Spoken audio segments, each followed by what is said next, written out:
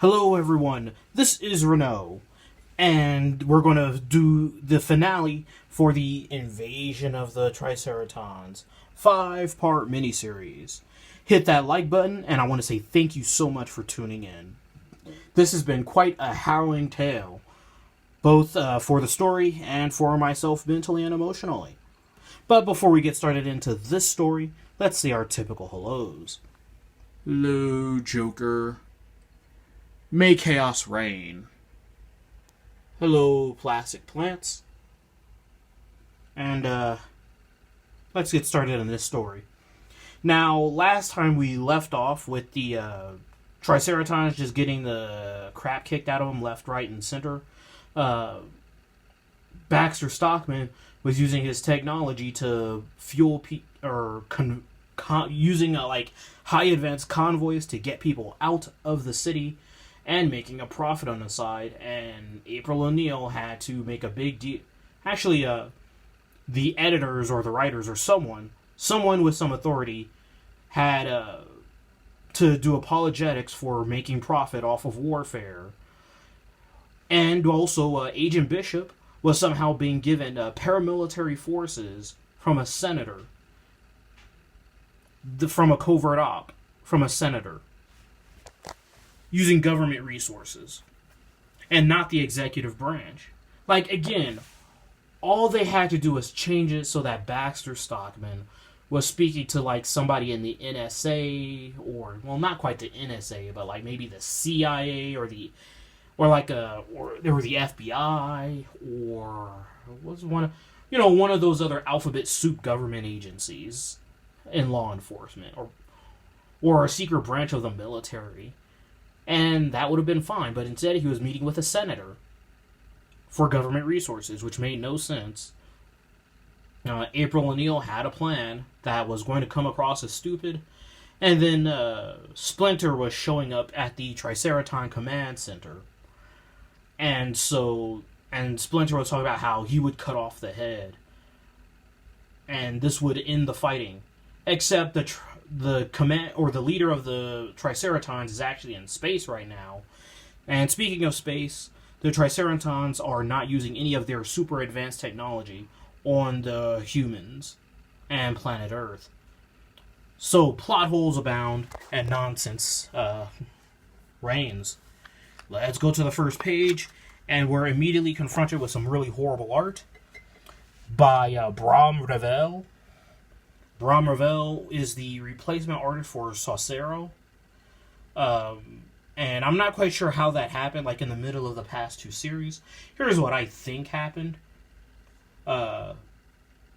Saucero had to retire, or he had some other project that he had to get taken care of, or maybe he even fell ill.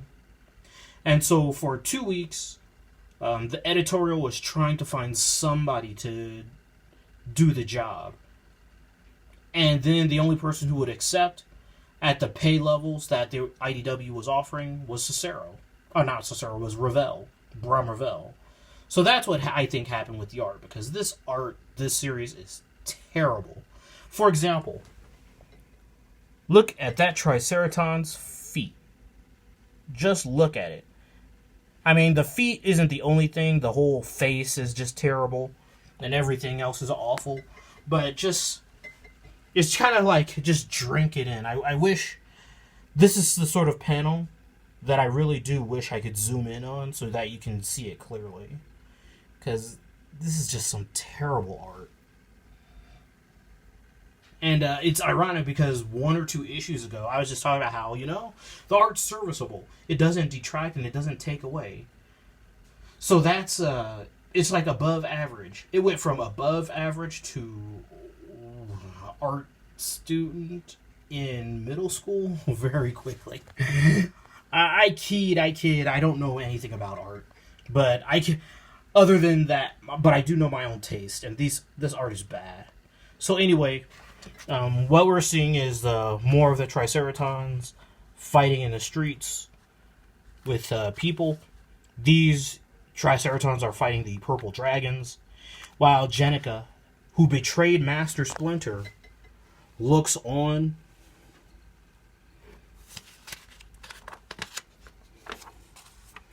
And then we get more stupidity here because we have Agent Bishop using some sort of mind control over Slash to kill and wreck Triceratons.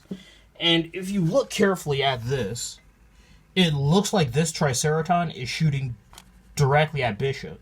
It does not look like this Triceraton is shooting at Slash. So that's one instance of his cryosuit should be damaged or killed. Speaking of getting killed,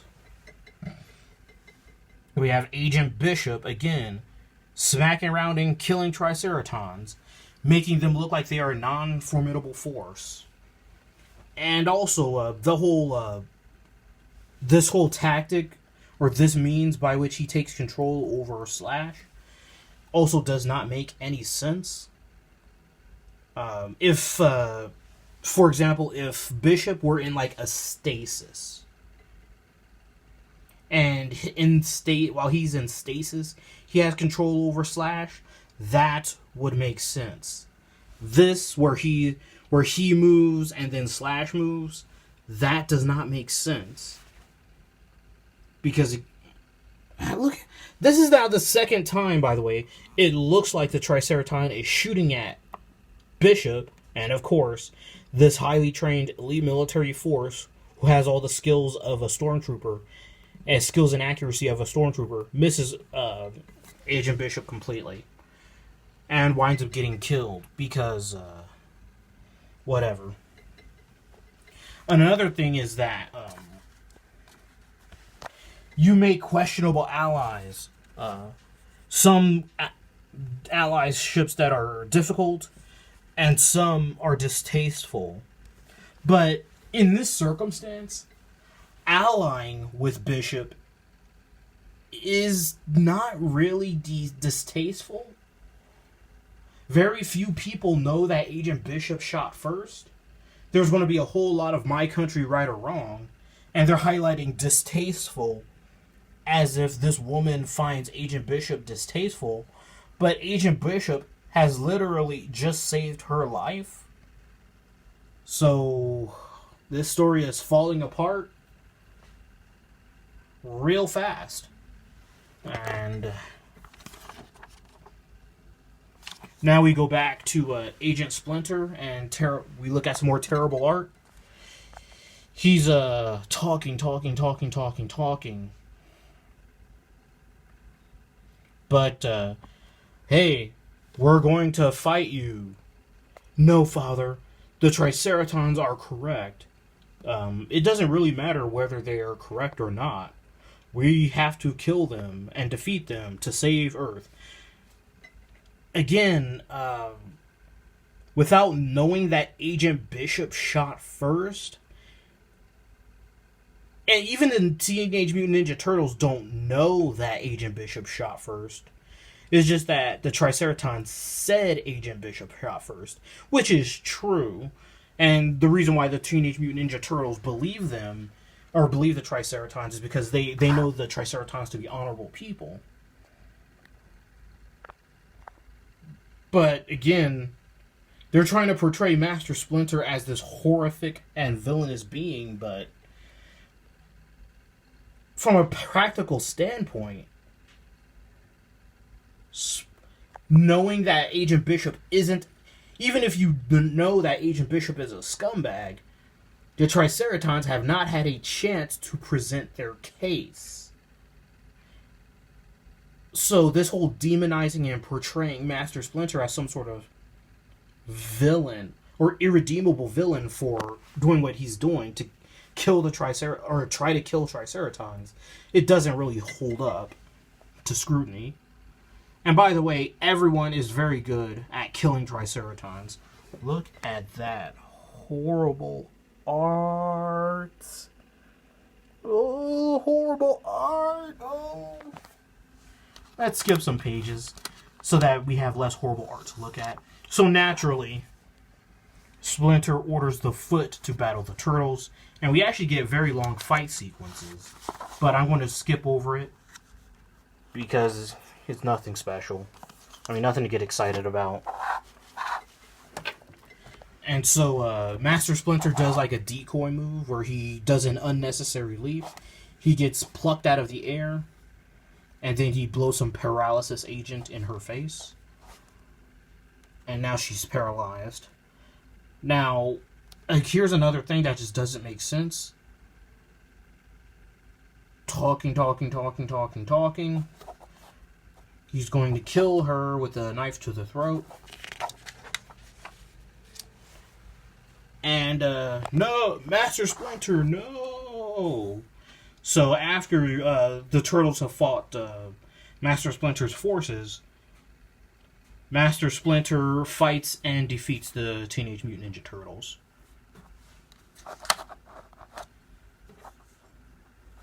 Of course, Michelangelo is like, another way. I choose to not fight. Well, again, this is dumb. You can see that the other 3 turtles are incapacitated. I won't move.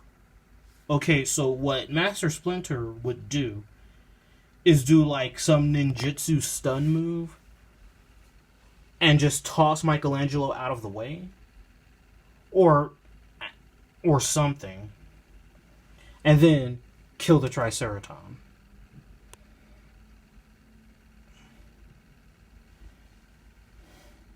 She's like, look, I wish there was another way, but I was wrong. Blah, blah, blah. This pointless talking. But he's like, I have to save so many innocent lives by killing this Triceraton commander now. But the leader of the Triceratons is in space. And they have forces in space. Still. So killing this commander will be a blow, but it's not going to, like, end the war. It'll do great damage. Whatever. It's just, the way, again, it's a matter of portrayal. They're portraying it as if killing the commander is going to end the war when it's not.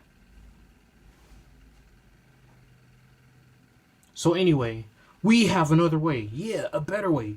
Do it, April. So this is April O'Neil's plan.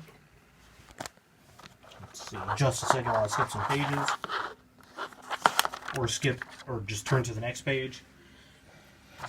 She teleports all the Triceratons to Burno Island.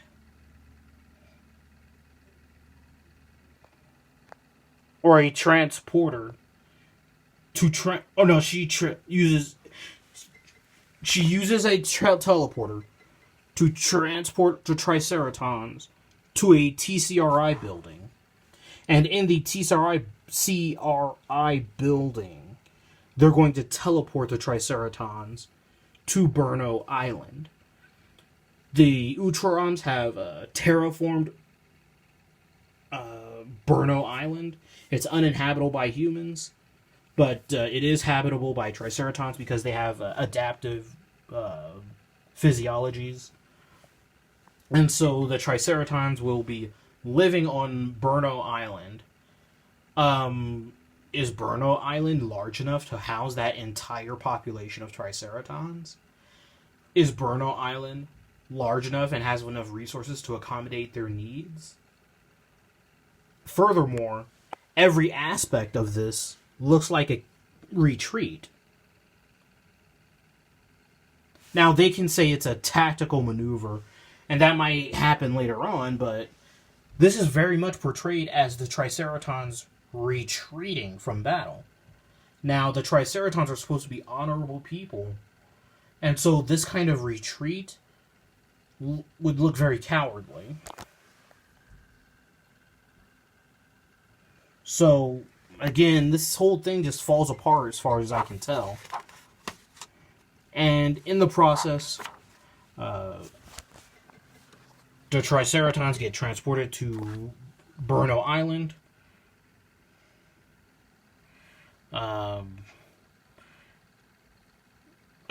April O'Neil gets fired by Baxter Stockman because this whole thing wound up destroying his lab. because the Triceratons were there. They're in a hurry to get transported. Again, they're in a hurry to get transported out of there and go to Burno Island. It very much looks like a retreat. They're literally running away from battle. And right before actually she gets fired, April O'Neil gets fired, the press comes in, and the turtles flee. You can see them in the side fleeing from the press. So Baxter Stockman gets to say, hey, I saved the city and used my skills to find a diplomatic resolution. But really it wound up making the Triceratons look like cowards. And lastly, just one last thing with the epilogue. Well, would you look at that? Looks like the city threw itself a little war and didn't invite the mutanimals. Nothing wrong with that, old hob. Let them destroy each other and save us the trouble. I wish it was really that easy, man. Unfortunately, this only means we got bigger problems than before. Army-sized problems. Guess we better get busy building a bigger army of our own. What? So, old hob, you have one gun. A gun that didn't really do a whole lot of damage, as exemplified in this series, from the Triceratons, because the Triceratons' advanced army, or advanced technology, doesn't seem all that effective. And I'm guessing he's going to recruit more mutanimals, or find mutanimals, but I hope he's not planning on making the Triceraton weapons the core of their own. And I'm not really sure what this is leading to or what he's alluding to here. I'm not familiar with that series, but wow. This is just such a terrible ending. It's like, man, at the beginning of this series, I talked about how I really liked the Triceratons. They were badass, honorable warriors. And this...